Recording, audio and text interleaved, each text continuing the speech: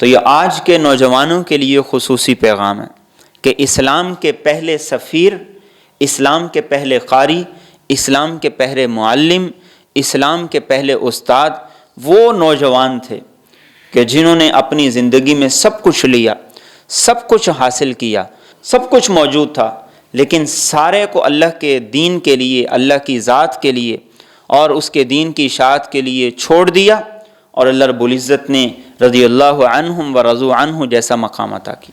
آج کا نوجوان ان چیزوں کے پیچھے دوڑ رہا ہے جنہیں مصعب بن عمیر رضی اللہ تعالیٰ عنہ نے چھوڑ کر اسلام کو قبول کیا تھا۔ آج ہر نوجوان وہ ٹک ٹاک کے پیچھے ہے، نوجوان تو کیا بڑے بھی اس کے پیچھے ہیں۔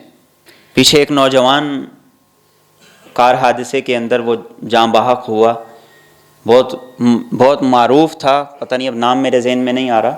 ٹک ٹاک پہ اس کے فالوورز تھے 2 ملین، لیکن جنازے کے اندر 200 بھی نہیں تھے، جنازے کے اندر 200 بھی نہیں تھے۔ تو کیا کمایا، کیا حاصل کیا؟ صرف پیسہ ہی سب کچھ نہیں ہے، صرف وقتی شوں شاں اور وقتی لذت اور وقتی چیزیں یہی کچھ نہیں ہیں۔ دین نے ہمیں یہی بتایا ہے، ما عندکم ینفد وما عند اللہ باق، جو تمہارے پاس ہے یہ فنا ہو جائے گا، اور جو اللہ کے پاس ہے وہ باقی رہنے والا ہے۔ انسان کی تو سوچ وقت کے ساتھ بدلتی رہتی ہے، جس کو لینے کے لیے انسان آج دوڑ رہا ہوتا ہے، کل انسان اس کو دیکھنے کو بھی جی نہیں چاہتا۔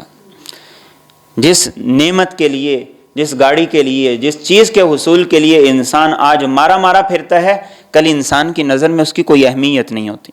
تو مصعب بن عمیر رضی اللہ تعالیٰ عنہ کی زندگی کو سامنے رکھتے ہوئے دین کو مشعل راہ بنائیں، دین کو اپنی ترجیحات کے اندر شامل کریں۔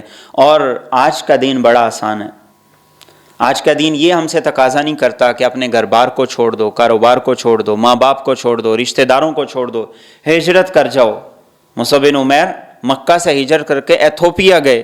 آج کا دین ہم سے یہ مطالبہ نہیں کرتا، وہ کہتا ہے گھر کے اندر بھی رہو، اچھے سے اچھا لباس بھی پہنو، اچھے سے اچھے کھانے بھی کھاؤ، دنیا کی ہر نعمت کو استعمال کرو، دنیا کی ہر آرائش اور ہر آسائش کو استعمال کرو، لیکن دین کو نہ چھوڑو۔ تو آج کا دین بڑا آسان ہے، لیکن کاش کہ ہم اس دین کی اہمیت کو سمجھیں اور اس میں عمل کریں۔